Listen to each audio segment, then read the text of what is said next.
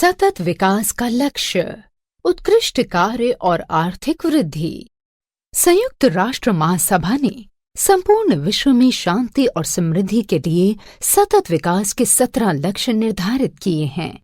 सभी देशों द्वारा इन लक्ष्यों की प्राप्ति के लिए 2030 ईस्वी तक का समय निश्चित किया गया है, इसलिए इसे एजेंडा 2030 नाम भी दिया गया है।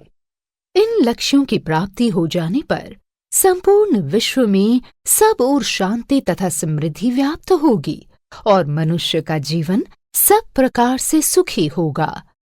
इन 17 लक्ष्यों में से एक लक्ष्य है उत्कृष्ट कार्य और आर्थिक वृद्धि। विज्ञान और तकनीक के विकास से कोई देश कैसे समृद्ध होता है, इसको इस चित्रकथा के माध्यम से बताया गया है। विभोर, केवल एक दिन ही खोज करेगा हमारा चंद्रयान। फैजल, चंद्रमा के दक्षिणी ध्रुव पर चंद्रमा का एक दिन हमारे 14 दिन के बराबर होता है। मगर ऐसा कैसे संभव है? फैजल, दिन और रात की अवधि संबंधित ग्रह और उपग्रह के घूमने की गति पर निर्भर होती है। चंद्रमा को अपनी धुरी पर एक चक्कर लगाने में जितना समय लगता है, उतने समय में हमारी पृथ्वी अपनी धुरी पर 28 चक्कर लगाती है।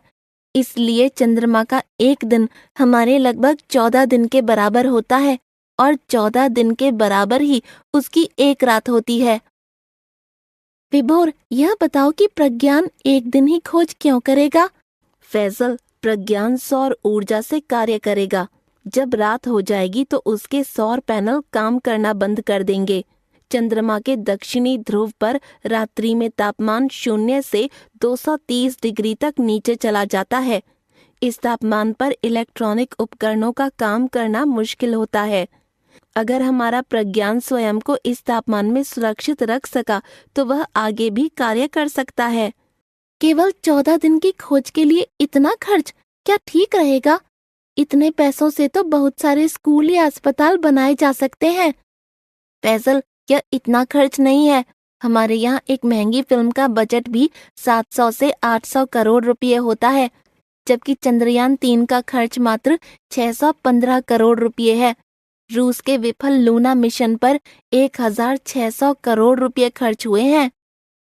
चलो, यह तो ठीक है कि हम विश्व में सबसे कम खर्च में चंद्रमा के दक्षिणी ध्रुव पर उतरने वाले पहले देश बन गए, मगर इसका लाभ क्या होगा? फैजल, तुम नहीं जानते, आज अंतरिक्ष विज्ञान बड़ा उद्योग बन गया है।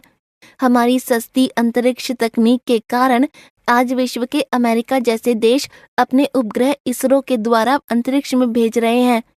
भारत ही विश्व में एक अकेला देश है जो एक ही बार में 104 देशी विदेशी उपग्रह अंतरिक्ष में स्थापित कर चुका है।